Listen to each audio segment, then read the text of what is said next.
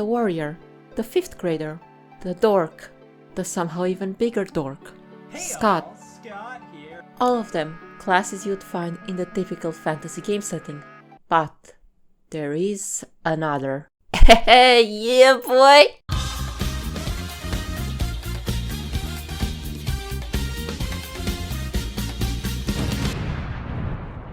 Now some of you may be sitting there wondering, how the fuck is she calling wizards dorks, but she's going on about how guns are so fucking awesome. Well, let me tell you. Picture this. You're a wizard. You've been studying from your tome your entire life. You've been training so hard to throw one meagerly fireball out in combat. But then, one day, a fucker with a gun shows up, shoots you, steals everything you have, including your tome, pawns them off, gets a big payday, and then some sucker buys the tome again and persists to repeat the whole process. Simply put, the gun is the apex predator, because what does the wizard do? Throw fireballs at people? Okay, what does the gun do? Shoot flaming balls of hot iron at people. So yeah, potato. I mean, just look at these guys. Clearly, they don't own a lead fryer, but I won't end up like them because I'm not a dummy, and I made sure to. But you know, the beast is only the apex predator as long as it is available to us. But even if it's not available, what's stopping us from modding it in?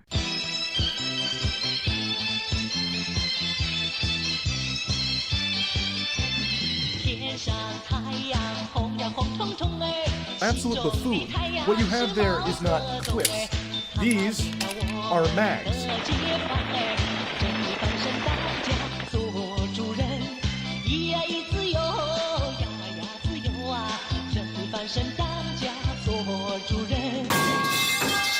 Well, I guess that's what's gonna stop us. Oh no! Anyway... But it's not just about it being the apex predator, it's also about it being incredibly stylish. I mean, when's the last time you heard a song about the mage with a big book on his hip or the great staff on his back? No, it's always about the Arizona Ranger with a big iron on his hip. This is what happens when your weapon is a foul-proofed accessory, and its practicality doesn't just stop at it being an incredible accessory, it's also a fantastic financial investment, with the only limiting factor on your potential gains being your boldness and the disregard of the safety of both yourself and others around you. So overall it's just Wall Street, but you can get the power back in the hands of the people. So next time you see a fellow of considerable net worth, politely ask him for a charitable donation to your own wallet. And the final point I'd like to bring is psychological warfare. Let's go back to our little mage friend from the beginning. What do you think happens to him after he dies? He just has to stew there in hell for the rest of eternity, thinking about how he got murked by a dude with a gun. And having to stew in that for all of eternity is surely going to leave some damage, because they'll just be sitting there thinking, what the fuck did I learn Avada Kedavra for?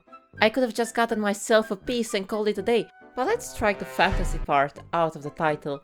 It's not just the fantasy dorks that get affected by this. No. Let's look at the cyberpunk genre as well. Be it Shadowrun or cyberpunk, netrunners are just tech dorks. They still have to read from a tome of ancient knowledge in order to be able to cast their spells, only with the added benefit of having to install a 2nd generation i3 in their heads. Overall a definite improvement, because now the holes we are graciously going to give them will have an actual practical use, as they will improve the airflow to their overheated CPUs. And you know what? Fuck it, strike the RPG part of the title as well. Beat 'em up? Gun. Fighting game? Gun. He wields a gun. Roguelite? Gun. Cooking game? Gun. Hopscotch? Fuck it. Gun. What are the other kids going to do when you've already established yourself as the master of the playground?